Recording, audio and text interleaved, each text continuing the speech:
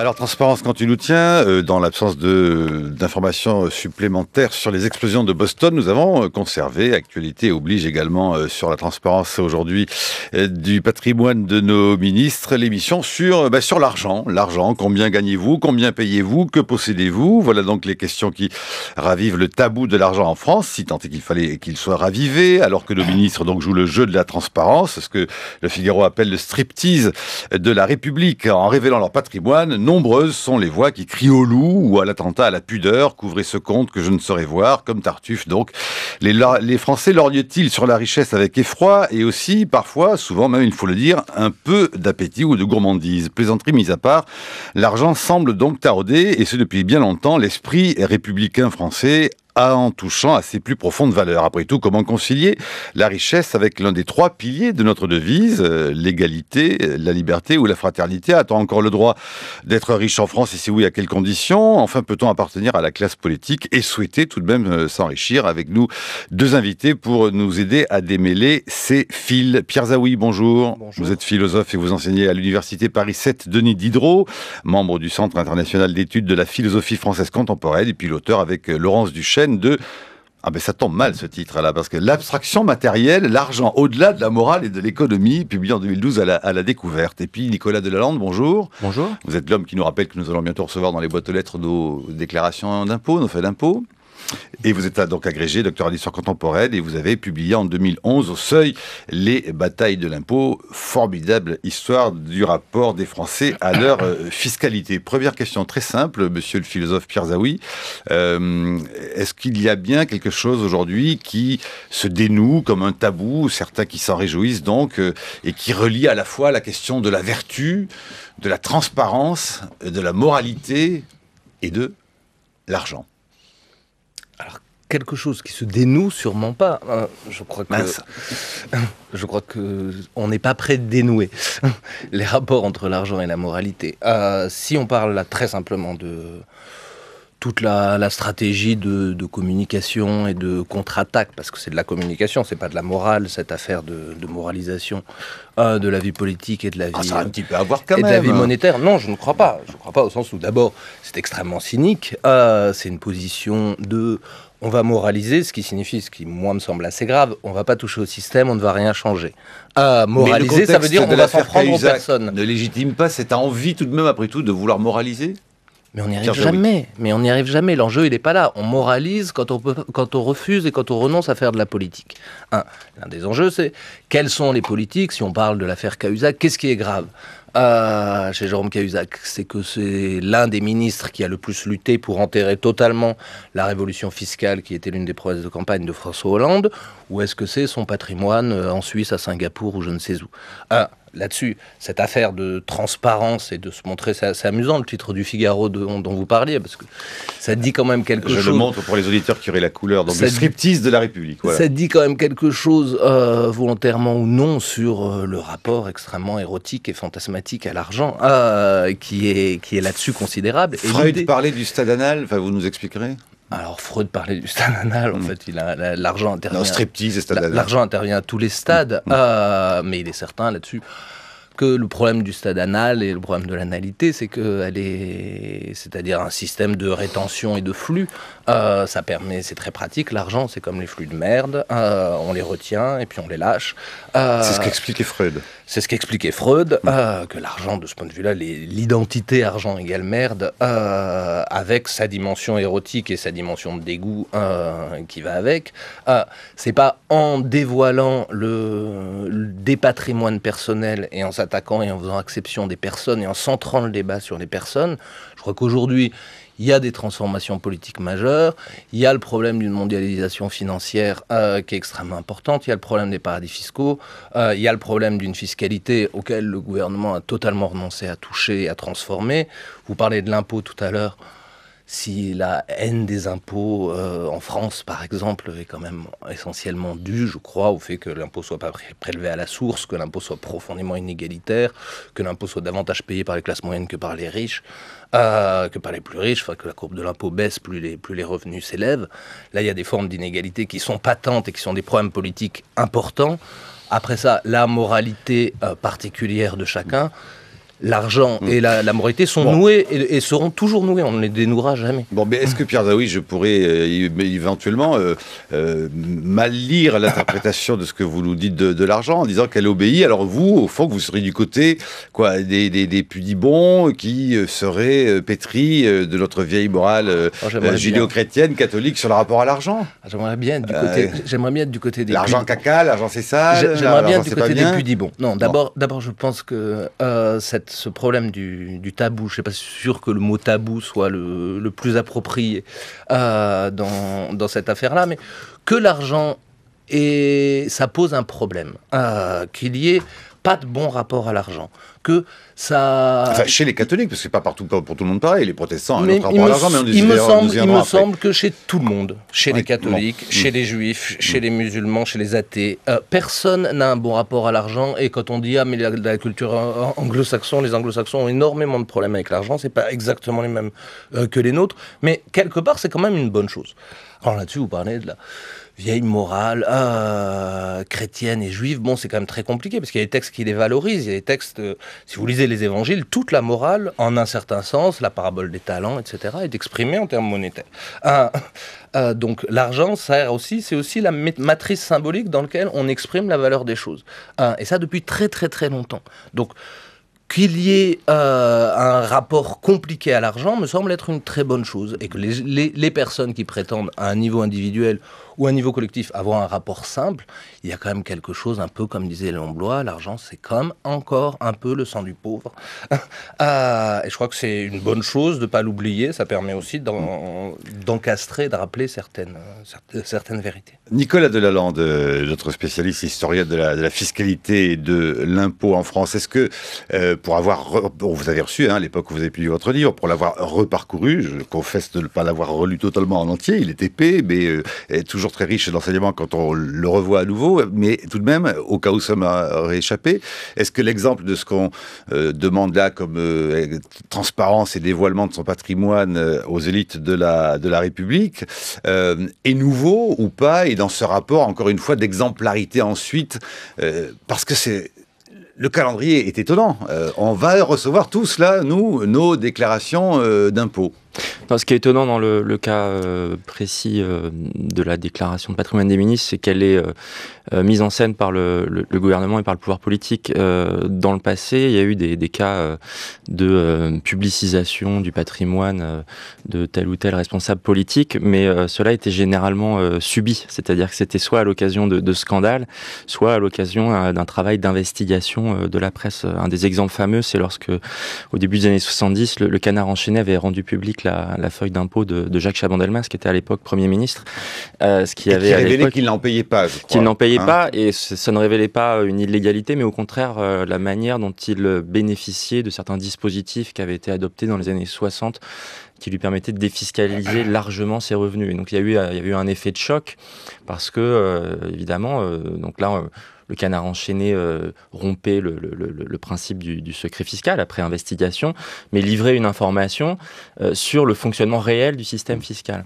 Et dans l'histoire, il y a eu plusieurs épisodes comme cela où on a pu mettre le doigt sur des pratiques qui dérogent à la loi, à la règle, ou s'en accommoder. Mais généralement, c'était vraiment à l'occasion soit de scandales, soit d'un travail d'investigation. Et ce qu'on voit dans le cas présent, c'est que d'une certaine façon, le pouvoir politique essaye d'anticiper sur ce qui aurait pu suivre l'affaire Cahuzac. C'est-à-dire que l'affaire Cahuzac provoque un effet de souffle terrifiant en jetant le doute sur la sincérité de la parole donnée par l'un des ministres et donc par extension par l'ensemble des ministres, puisqu'il y avait Mais doute qui existe avant l'affaire. 88%, si on reprend les sondages, de Français n'accordent pas de confiance ou ont une sorte de défiance sur le personnel politique, vers le personnel politique. Oui, mais ça n'arrange rien, évidemment. Après, la question du mensonge du ministre, elle est liée à un mensonge public, mais on pourrait dire aussi qu'il a, d'une certaine façon, depuis longtemps, trompé le fisc. C'est-à-dire qu'il y a l'honnêteté, la sincérité de la déclaration, ça renvoie bien sûr ici au rapport qu'on a à nos gouvernants et à nos élus, ceux qui nous représentent, mais plus largement, c'est le rapport qu'on a à l'État et à l'administration chargée d'appliquer la loi fiscale.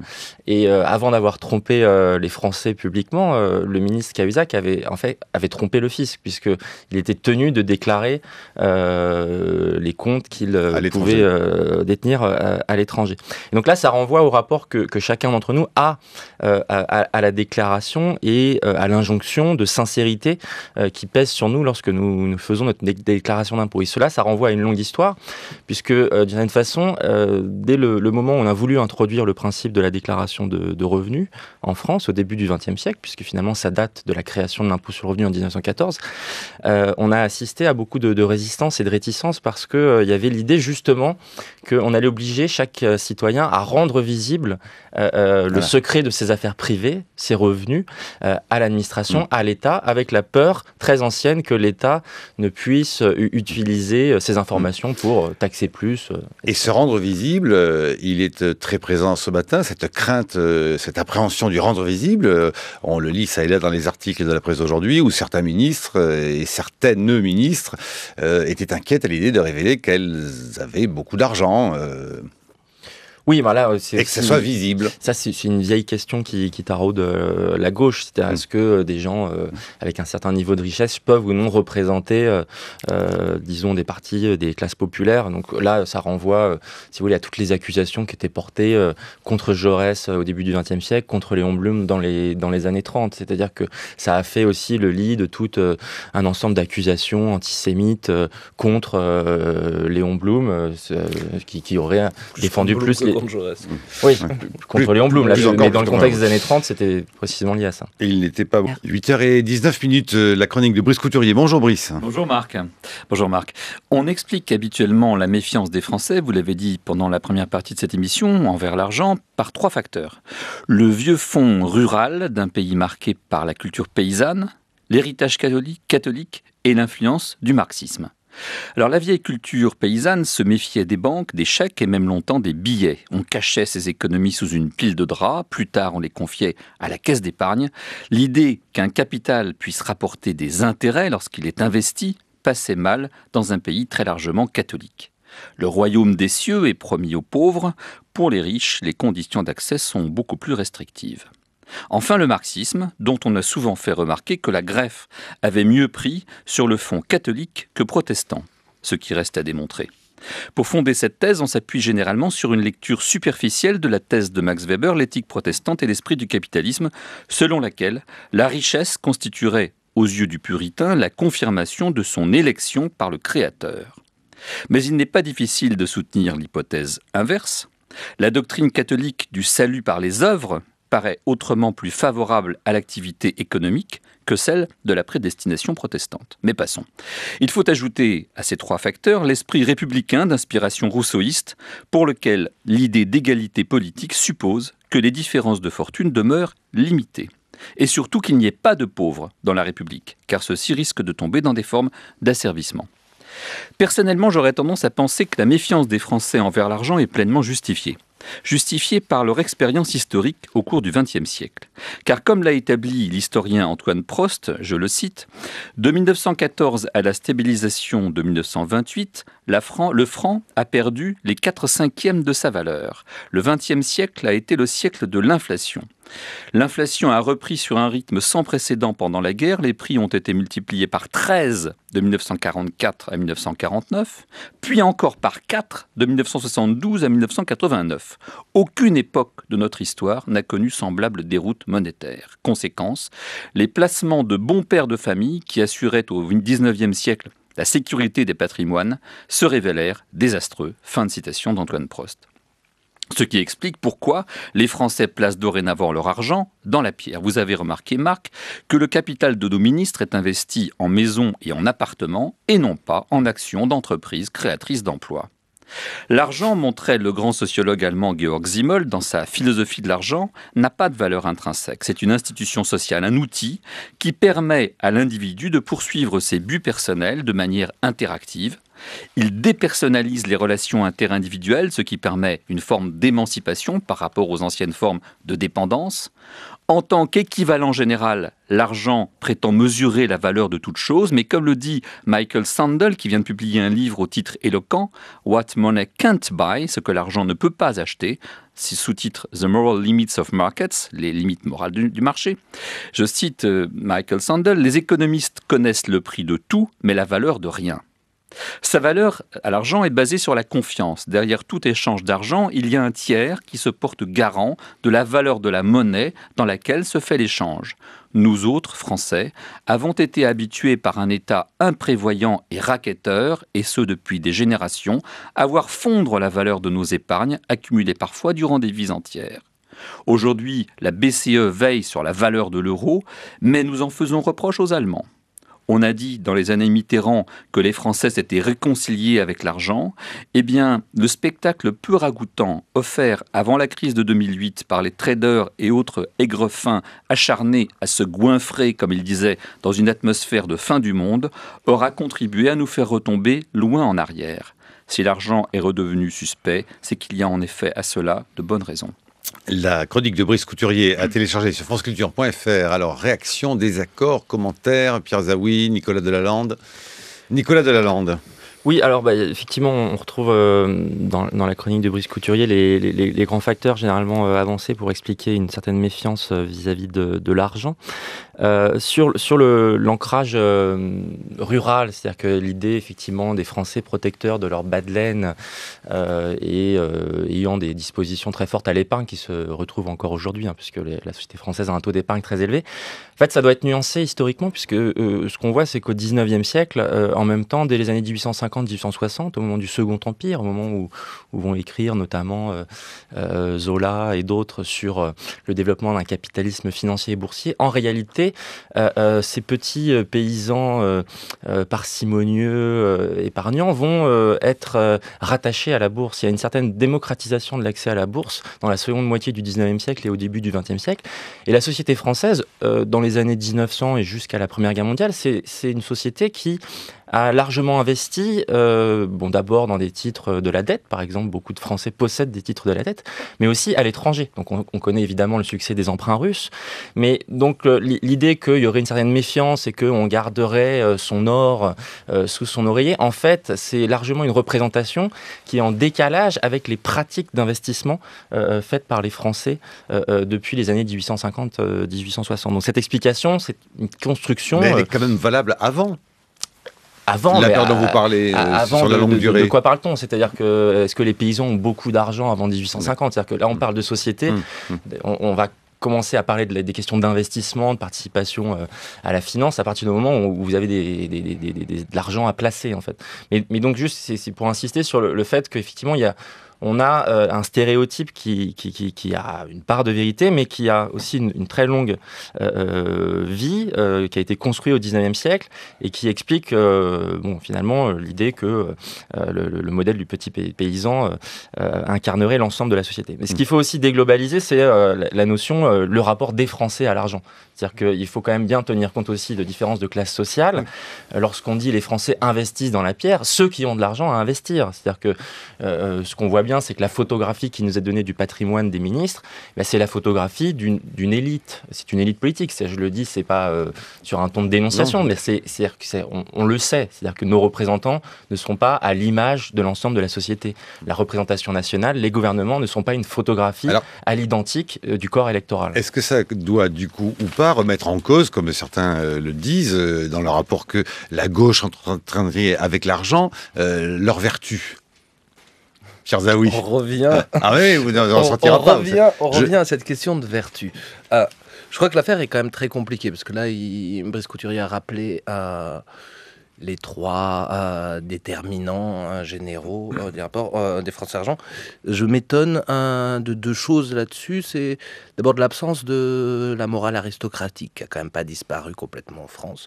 Il y a quand même toute une tradition de la grande morale du grand siècle et d'un mépris généralisé pour les métiers d'argent. On ne parle pas de ça. Et pour le commerce qui, jusqu'à la Révolution, au XVIIIe siècle, où chez Montesquieu, chez les Anglais, chez Stuart, chez beaucoup d'autres, la question de l'intérêt, même la question de la rapacité des riches, comme disait Smith, peut devenir une arme ou un vice avec lesquels on va produire des vertus publiques, pour reprendre une formule célèbre.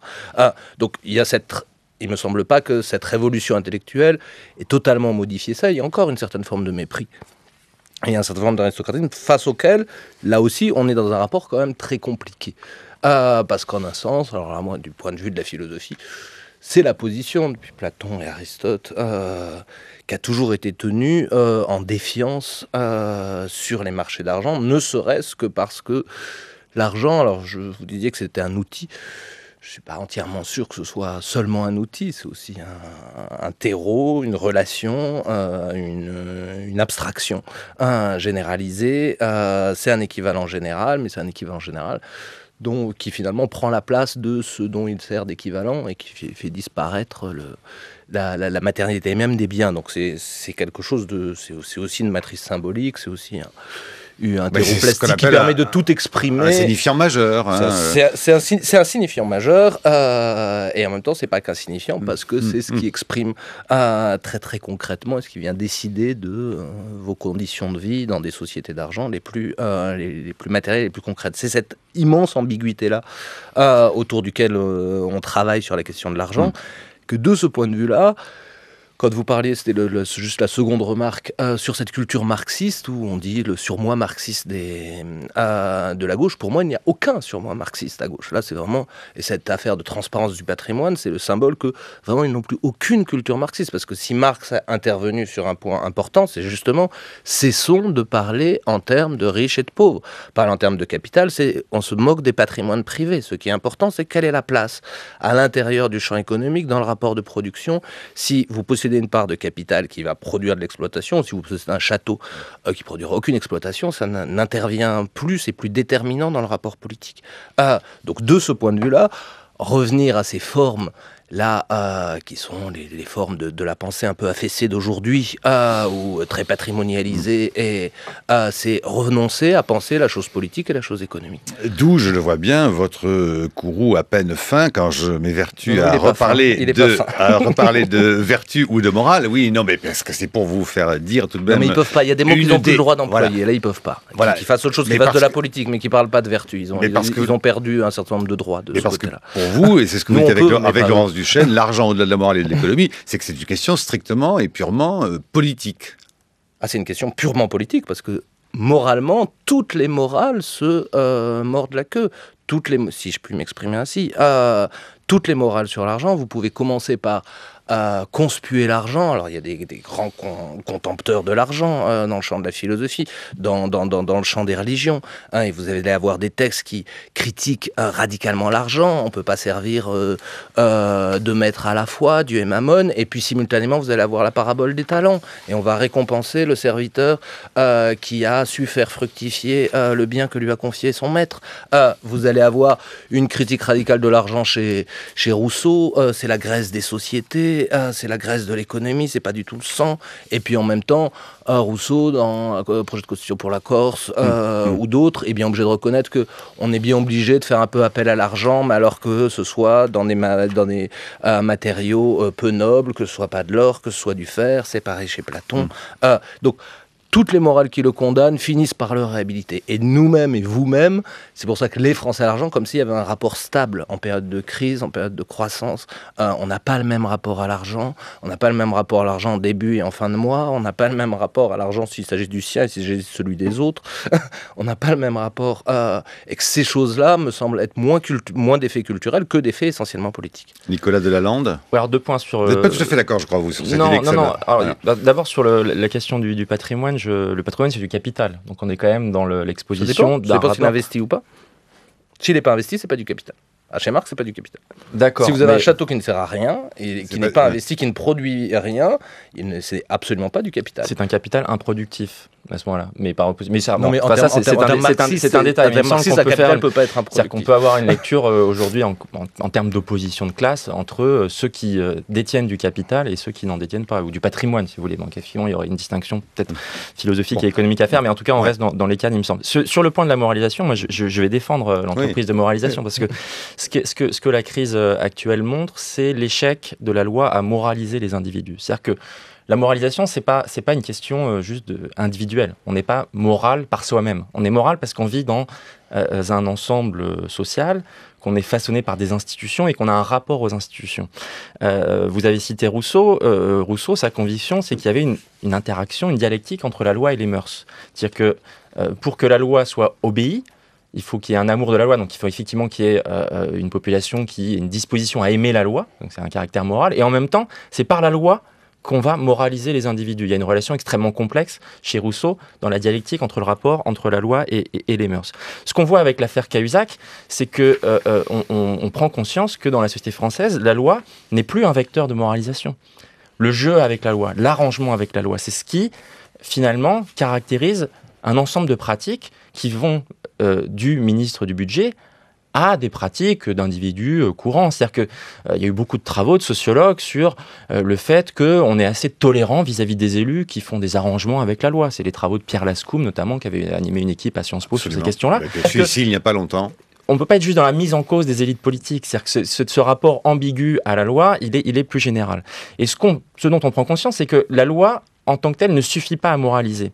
Et on est à un tournant, je pense. Et la réponse du gouvernement, avec toutes les limites qu'elle peut avoir, elle montre qu'on s'interroge sur les vecteurs de moralisation. Et la transparence, ici, elle fait appel à une notion qui n'est pas forcément présente dans le face-à-face entre l'individu et la loi, c'est celle du contrôle social. Alors on peut critiquer le contrôle social, mais on fait appel au regard des tiers. C'est cette idée que la loi ne peut pas... Le contrôle social, certains ont même parlé au fond d'une nouvelle forme de robespierrisme. Oui, mais ça c'est une vraie question. On peut tout à fait argumenter en disant oui, attention, nous allons revenir à l'époque de la terreur et les individus vont être livrés à la vindicte publique. Mais la loi seule, la loi laissée, disons, aux seules mains de l'administration qui serait chargée de l'appliquer, elle peut tout à fait dépérir. Et donc il y a besoin aussi d'un soutien collectif, d'un soutien social à ces institutions pour que véritablement, effectivement, il y ait des pratiques dites morales.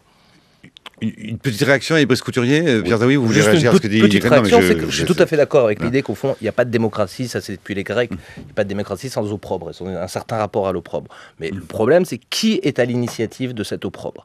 Et est-ce que cet opprobre, elle concerne des lois? Moi, si je ne décolère pas, c'est pour une raison très très simple. C'est que politiquement, il y a une politique de l'argent à mener qui, en l'occurrence, dans l'État et chez un gouvernement qui se prétend social-démocrate et qui ne prétend pas faire la révolution, qui était dans les promesses électorales, qui était une révolution fiscale. Ça, c'est faisable. On a une des fiscalités les plus injustes au monde. Il y a absolument tout à changer. Ça a été enterré. Et au lieu de ça, on nous laisse un projet, une stratégie de communication qui n'a de moralisation, qui est complètement absurde, au sens où la politique, et là je crois que depuis Kant, ça n'a pas changé, une bonne institution politique, c'est une institution qui ne présuppose pas la vertu des citoyens sur lesquels elle s'applique. Une institution qui présuppose la vertu des citoyens sur lesquels elle s'applique est une mauvaise institution qui ne sert à rien. Brice Couturier. C'est la fameuse phrase de... je peux avoir du micro, merci. La fameuse phrase de Kant qui dit qu'une bonne constitution, c'est une constitution qui est faite y compris pour des diables. Donc c'est les institutions qui comptent et non pas les hommes. 3 mots pour revenir à l'actualité du moment. Le mot moralisation. Le mot moralisation. Ce qui compte, et je pense que là le gouvernement fait une erreur, ce qui compte, c'est pas l'état de fortune des ministres au moment où ils rentrent en fonction, c'est la comparaison entre l'état de fortune des ministres au moment où ils rentrent en fonction et quand ils sortent. Juppé l'a rappelé, ça me paraît évident. Que Fabius soit riche, mon Dieu, pourquoi pas, il y a des ministres riches, des ministres pauvres, le gouvernement est à l'image de la société dans son ensemble. Mais ce qui compte, c'est qu'il n'y ait pas d'enrichissement personnel qui soit dû au deuxième mot, c'est le mot transparence. J'ai été frappé dans le débat entre Pujadas et Mélenchon, quand Mélenchon a dit à Pujadas « Et vous, est-ce que vous êtes prêt à sortir vos revenus et votre capital ?» Non, Mélenchon, tu avais tort, camarade. Ce qu'il faut, c'est que les politiques fassent preuve de transparence. Les journalistes, les gens de la société civile, ils n'ont pas accès aux fonds publics, ils ne les distribuent pas, ils n'ont pas la main dessus, donc ce qu'ils gagnent, c'est en fonction de leurs revenus. C'est une autre affaire. Il n'y a pas besoin que toute la société soit obligée à cet exercice de transparence. Troisième mot, le mot vertu. Ce qui m'inquiète dans les lois qui sont en ce moment passées par le gouvernement pour moraliser les fonctions électives, c'est qu'on risque, à force de les rendre de plus en plus vertueux, de les rendre de plus en plus fonctionnaires. Nous avons déjà un gouvernement où les fonctionnaires sont non seulement majoritaires, mais pratiquement en totalité. Le gouvernement, il paraît qu'il n'y avait que Cahuzac qui n'était pas fonctionnaire. Ça tombe mal, ça vous frappe cette histoire, Brice. C'est la troisième fois que vous nous parlez de ça. Sans doute. Mais enfin, on nous dit toujours que le gouvernement doit être représentatif de la diversité sexuelle de la population, donc il y a autant d'hommes que de femmes. Pourquoi il n'y aurait pas autant de salariés du privé que de salariés du public? Il ne fallait pas nous inviter, nous on est fonctionnaires, on n'est pas venus pour insulter. Bon. Non mais c'est une question que pose Nicolas Delalande. Oui, alors dans votre chronique, vous citiez aussi là une expression qui m'a étonné, un État racketteur et imprévoyant, donc là qui aurait expliqué la défiance et justifier la défiance des Français vis-à-vis de l'argent. Vous parliez essentiellement de la monnaie, en fait. C'est-à-dire qu'au-delà de la question de l'argent, c'était la question de la monnaie, de sa stabilité et des crises d'inflation. Effectivement, il y a eu des fortes crises d'inflation dans l'entre-deux-guerres et après la Seconde Guerre mondiale, mais la France n'était pas du tout isolée. D'autres pays ont connu des drames et des effondrements monétaires bien plus forts encore. Et donc, à ce moment-là, on ne pourrait pas vraiment tenir cette explication comme l'alpha et l'oméga d'un rapport un peu ambigu à la monnaie. Et en même temps, on vit depuis quand même une trentaine d'années dans un monde qui est relativement stabilisé du point de vue de l'inflation. Grâce à l'euro. Oui, mais c'est-à-dire que la France a vécu des chocs monétaires qui étaient des chocs mondiaux au XXe siècle. Donc je ne pense pas que ça puisse être une explication idiosyncratique qui résume notre rapport à l'argent. Et donc dans la continuité de cet argument, je ne pense pas que non plus on puisse accuser l'État d'être responsable finalement d'une défiance collective vis-à-vis de l'argent qui touche aussi à un ensemble d'arguments moraux, de discours qui parfois sont un petit peu compliqués et entremêlés. J'ai l'impression. Alors, je voudrais vous faire écouter notamment un entretien qu'a réalisé Mélanie Chalandon. Cécile Renoir, vous le savez, qui est enseignante au Centre Sèvres, à l'École des Mines de Paris, directrice de programme de recherche à l'ESSEC, religieuse de l'Assomption et qui est l'auteur avec Gaël Giraud du Facteur 12. Elle explique au fond que plus que la richesse elle-même, à dévoiler ou pas, ce sont les inégalités de revenus qu'il faudrait réguler. Cécile Renoir au micro de Mélanie Chalandon. Nous avons proposé un critère qui est le critère du facteur 12, une réduction de 1 à 12 des écarts. Alors ça ne signifie pas qu'on soit partisan d'une réglementation autoritaire qui fixerait, y compris dans les entreprises privées, cet écart-là. Mais ce qu'on propose en revanche, c'est des moyens de limiter, notamment via la fiscalité, de limiter ces écarts de revenus. Je crois qu'on peut dire que le lien social sera d'autant plus renforcé que les inégalités de richesse seront réduites dans la société. Alors là encore, ça signifie pas qu'on plaide pour le fait que chaque citoyen reçoive exactement la même chose. Évidemment, il ne s'agit pas de cela, mais c'est plutôt souligner qu'une société dans laquelle les écarts de richesse se creusent de manière assez abyssale, comme c'est le cas de plus en plus dans nos sociétés, que c'est un facteur de délitement du lien social. Évidemment, ça ne permet pas aux plus pauvres et aux plus vulnérables de bénéficier de transferts redistributifs à la hauteur des enjeux. Ça entraîne aussi, de la part des riches, des comportements qui les situent à la fois à distance de ce que vit une grande partie de la population et aussi des comportements qui sont très prédateurs vis-à-vis de la planète. Voilà, Cécile Renoir, auteure entre autres avec Gaël Giraud, donc du Facteur 12 chez Carnet Nord, édité en 2012. Pierre Zaoui ? Ça reprend une très ancienne idée sur laquelle on discutait beaucoup dans les années 70, au sein de la CFDT, ailleurs. C'était l'enjeu de l'échelle, ou en Union soviétique, l'enjeu de l'échelle des salaires et des revenus, même si, et là je suis d'accord avec ce que disait Nicolas tout à l'heure, l'un des vrais enjeux et le vrai accroissement des inégalités depuis 30 ans, c'est davantage en termes de patrimoine qu'en termes d'inégalités de revenus. Mais c'est quand même très intéressant. Ford, qui n'était pas connu pour ses positions socialistes, pensait que l'écart est de maximum entre son ouvrier le moins bien payé et lui-même devait être de 1 à 40. On est aujourd'hui, entre un smicard et Warren Buffett, on doit être de 1 à 700, de 1 à 750. On est dans des formes qui n'ont plus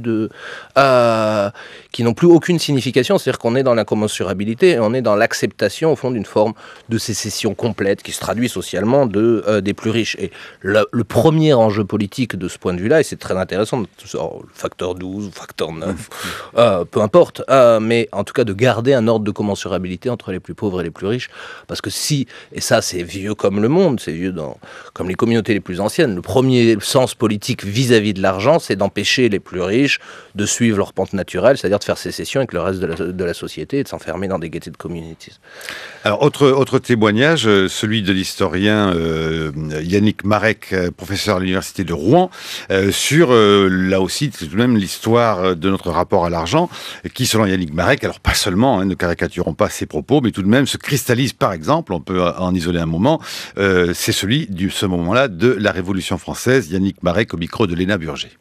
Il y a aussi la culture politique spécifique à la France, c'est-à-dire que la Révolution est née d'une crise financière d'abord, et puis pour résoudre la crise financière, il y a eu la vente des biens nationaux, puis d'autre part, dans tout le discours qui a été porté à cette époque-là, il y a cette notion, alors d'abord la liberté, puis après, plus tard, la notion d'égalité. Alors tout cela a été repris par le corpus idéologique des républicains de la Troisième République. C'est pas simplement un discours de gauche ou d'une intelligentsia culturelle de gauche. Je crois que c'est un peu constitutif aussi de notre culture républicaine, quoi. Et alors, en période de crise financière et puis de difficultés économiques et sociales comme celles que nous connaissons actuellement, tout ça est réactivé, quoi, en quelque sorte. Voilà, réactivation, Nicolas Delalande. Oui, alors évidemment, la référence à la Révolution française est centrale. Un point, c'est que on dit aujourd'hui, on s'offusque de la possibilité que soit jeté en pâture le patrimoine des uns et des autres, qu'on fasse des classements, qu'on mène la guerre aux riches. Avant l'établissement du suffrage universel en France, dans tous les villages, on publiait la liste des contribuables les plus imposés avant 1848. Pourquoi ? Parce que les contribuables les plus imposés étaient ceux qui avaient le droit de voter. C'est pas nouveau, c'est sur la transparence. C'était le suffrage censitaire. Donc en fait, les riches avaient intérêt à ce moment-là à ce que leur état de richesse soit connu, puisque ça justifiait leur rôle politique. Le vote n'était pas un droit, c'était une fonction. Donc la liste des contribuables les plus imposés a été connue. Elle était connue localement, quotidiennement. On savait dans un village quels étaient les notables. Et les notables, on reconnaissait leur statut. Quand on passe dans un système de suffrage universel, effectivement, là, il y a un rapport à l'égalité différent.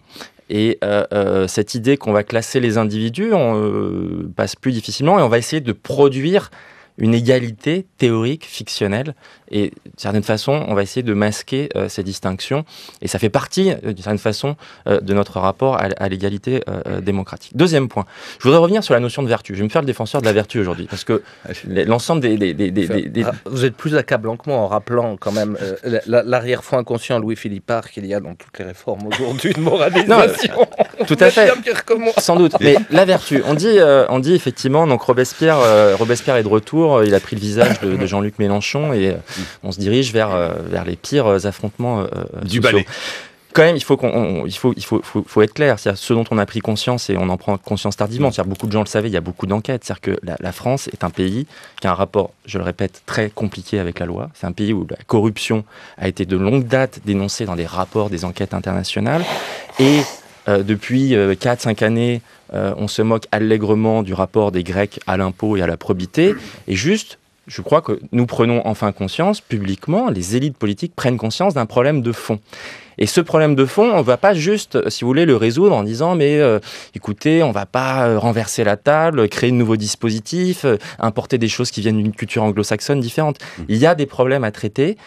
On se lamente depuis 20 ans sur la défiance de la population vis-à-vis des élites. Il faut trouver des réponses.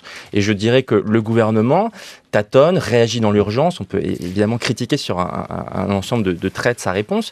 Mais la question de la déclaration de patrimoine, c'est un élément parmi d'autres. Renforcer les sanctions lors des cas de fraude fiscale. Adopter des mesures d'inéligibilité dans le cas de certains comportements déviants. Et est-ce qu'on comme d'habitude, on ne joue pas beaucoup sur les mots dans cette affaire-là, tout de même, cette affaire très française, où on parle de patrimoine et où on ne parle pas d'argent, on essaie d'éviter les mots de revenus, ou les mots qui sont au fond plus concrets dans la désignation de ce que serait la richesse. Là aussi, d'ailleurs, beaucoup de pudeur, à savoir si au fond, parce que tel ministre a 3 vélos, si elle est riche ou si elle n'est pas riche, riche aussi. Celui qui, lui, a des monnaies et des Cézannes dans son salon est plus riche que celle qui a 3 vélos. Théoriquement, à une époque, quand même, les élites de la nation, hypocrisie Louis-Philippard ou pas, se définissaient par rapport à ce qu'était éventuellement leur richesse intellectuelle ou leur richesse morale.